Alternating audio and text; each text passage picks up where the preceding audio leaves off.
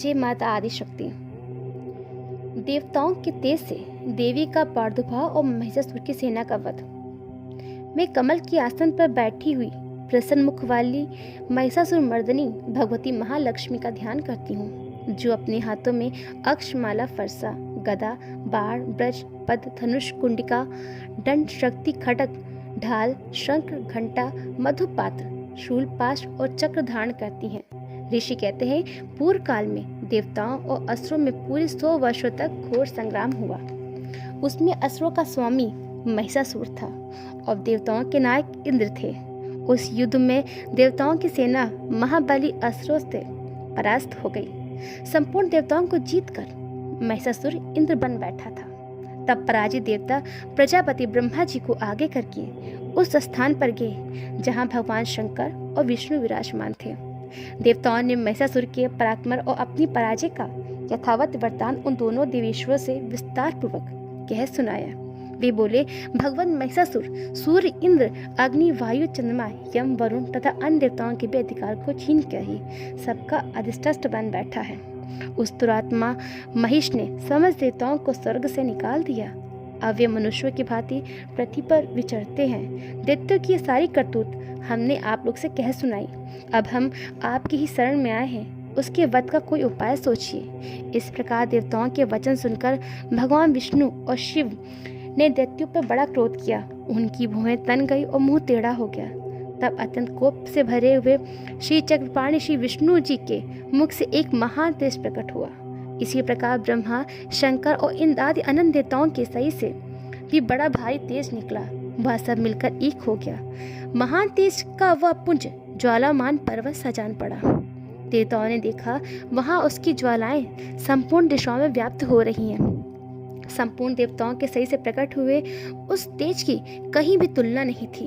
एकत्रित होने पर वह एक नायक रूप में परिणित हो गया। अपने प्रकाश से तीनों लोकों में व्याप्त जान पड़ा। भगवान शंकर का जो तेज था, उससे उस देवी का मुख प्रकट हुआ। यमराज के तेज से सिर के बाल निकल आए। विष्णु भगवान के तेज से उनकी भुजाएं उत्पन्न हुई। चंद्रमा के तेज से दोनों स्तन और इंद्र के तेज से मध्य भाग का प्रादुर्भाव हुआ।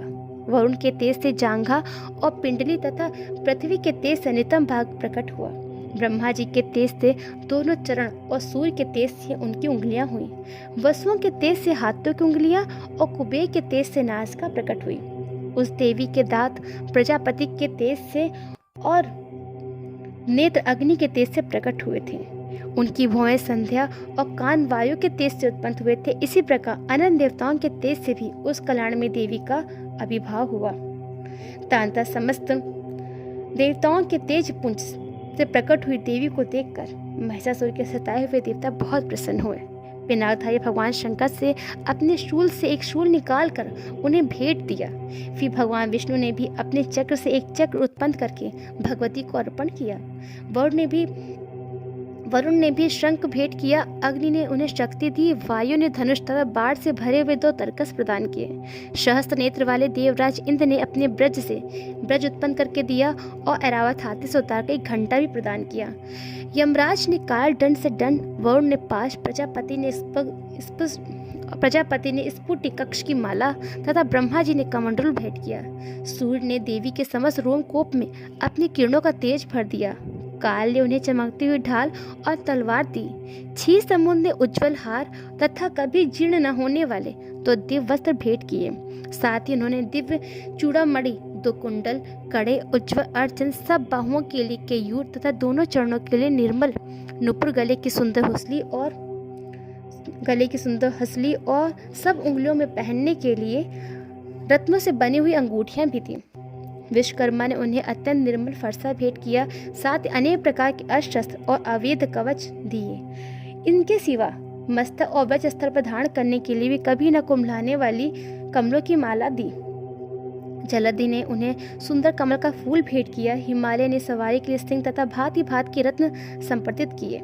धनाक्ष कुबेर ने मधु से भरा हुआ पान पात्र दिया तथा संपूर्ण नागों के राजा शेष ने, जो इस पृथ्वी को धारण करते हैं, उन्हें बहुमूल्य मणियों से भूषित नागहार भेंट दिया। इसी प्रकार अन्य देवताओं ने भी आभूषण और अस्त्र देकर देवी का सम्मान किया। तत्पश्चात उन्होंने बारंबार अट्टहासपूर्वक उच्च स्वर से गर्जना की। उनके भयंकर नाद से संपूर्ण आकाश गूंज उठा। देवी का यह अत्यंत उच्च स्वर से किया हुआ सिंहनाद कहीं समा न सका। आकाश उसके सामने लघु प्रतीत होने लगा।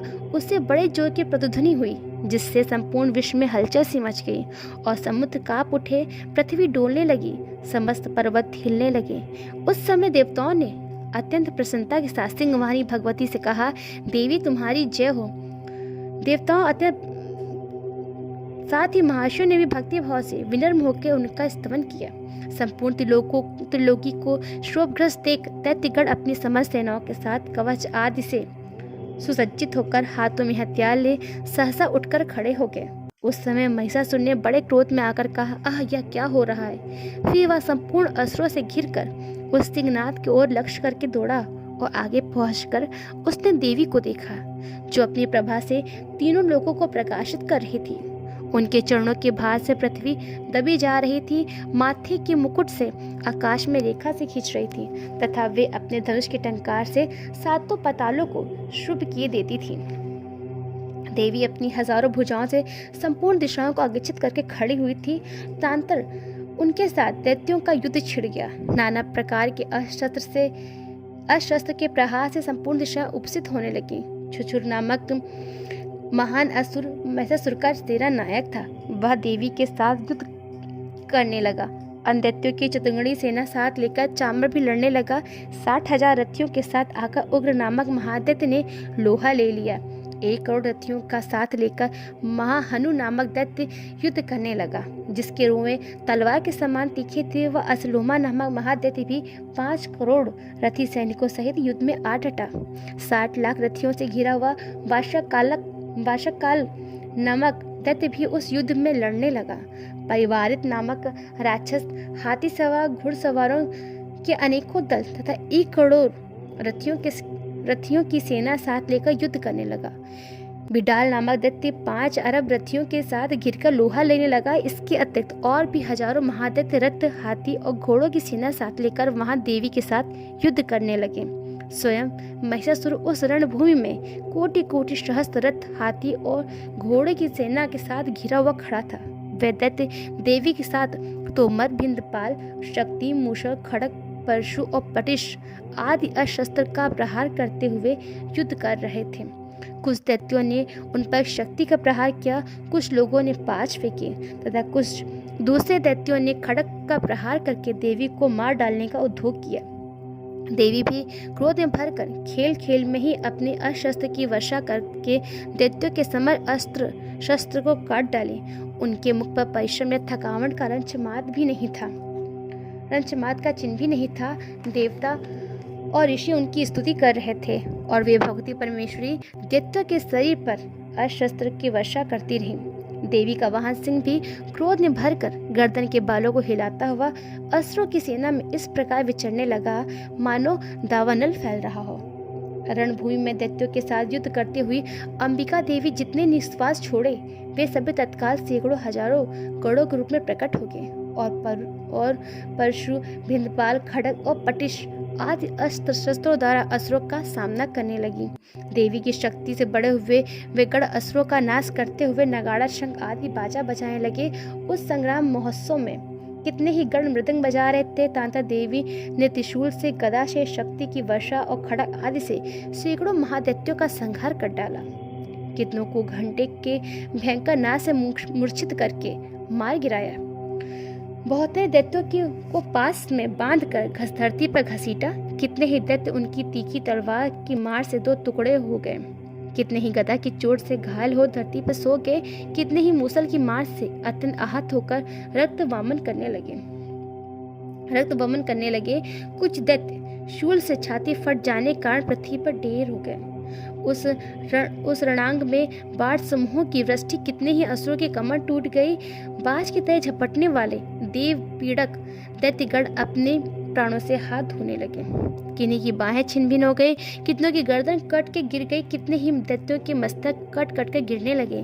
कुछ लोगों के शरीर मध्य भाग से ही विदीर्ण हो गए। कितने ही महादैत्य जांघें कट जाने पर पृथ्वी पर गिर पड़े। कितनों के ही देवी ने एक बाह, एक पैर और एक नेत्र करके 2 टुकड़ों में चीर डाला। कितने ही दैत्य मस्तक कट जाने पर भी घिर कर फिर उठ जाते और केवल धड़ के रूप में अच्छे हथियार लेकर देवी से लड़ने युद्ध में आ जाते। दूसरे कबंध युद्ध में बाजों की लय पे नाचते थे। कितने ही बिना सिर के धड़, हाथों में खड़ग शक्ति और रिष्टि लिए हुए दौड़ते थे तथा दूसरे महादैत्य ठहरो ठहरो कहते हुए देवी को युद्ध के लिए लड़काते थे। जहाँ महाघोर संग्राम हुआ तब वहाँ की धरती देवी के गिराए हुए रथ, हाथी, घोड़े और असुरों की लाशों से ऐसी पट गई कि वहाँ चलना फिरना असंभव हो गया। दैत्यों की सेना में हाथी, घोड़े और असुरों के सही से इतनी अधिक मात्रा में रक्तपात हुआ कि थोड़ी ही देर में वहाँ खून की बड़ी बड़ी नदियाँ बहने लगी। जगदम्बा ने असुरों की विशाल सेना को क्षण भर में नष्ट कर दिया। ठीक उसी तरह जैसे तृण और काठ के भारी ढेर को आग कुछ ही देर में क्षण भर में भस्म कर देती है, और वह सिंह भी गर्दन के बालों को हिला हिलाकर जोर जोर से गर्जना प्रारंभ कर दिया। दैत्यों के सही से मानो उनके प्राण चू लेता था। महादेवी के गणों ने भी उन महादैत्यों के साथ ऐसा युद्ध किया जिससे आकाश में खड़े हुए देवतागण उनके ऊपर बहुत संतुष्ट हुए और फूल बरसाने लगे।